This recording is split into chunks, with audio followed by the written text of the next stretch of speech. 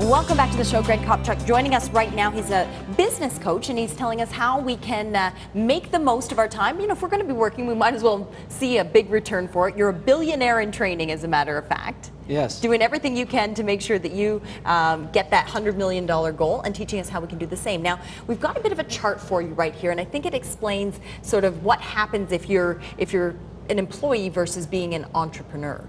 Okay, so we'll have a look at that. And I guess in this one you start from the bottom up, is that right? Yes, basically. There's actually one rung not on there, and that's being a student, and that's where you have to pay to learn. Okay. And then, of course, let's say you develop a specialty, you become an employee, and you get paid money for that. So 1 hour work, you get paid for an hour. So do something once, get paid once.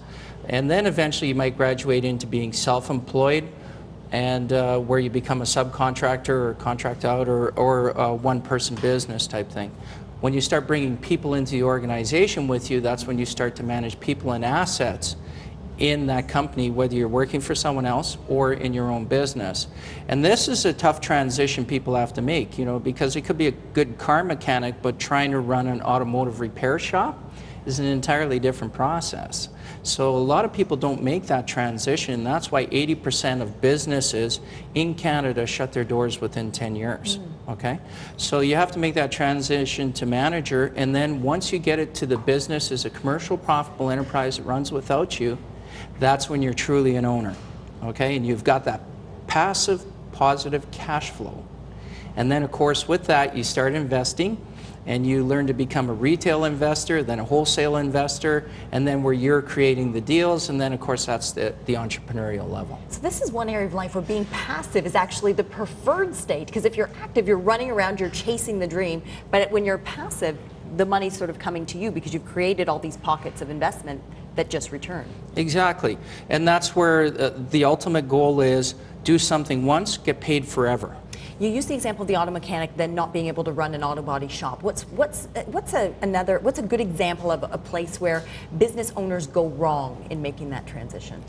Well, the biggest part is, you see, they started out being the technician. They had the job and someone said, wow, you're really good at that, you should open your own business. So they go, okay.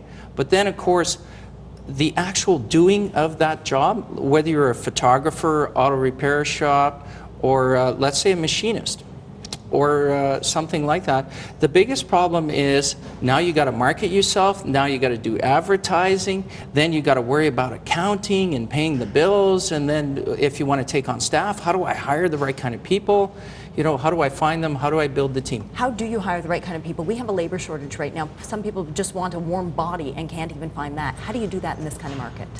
Well, what you have to do is you got to create the kind of environment that people want to come and work with you. And see, this is one thing in a boom time where you can find out where there might be some cracks in your business, right?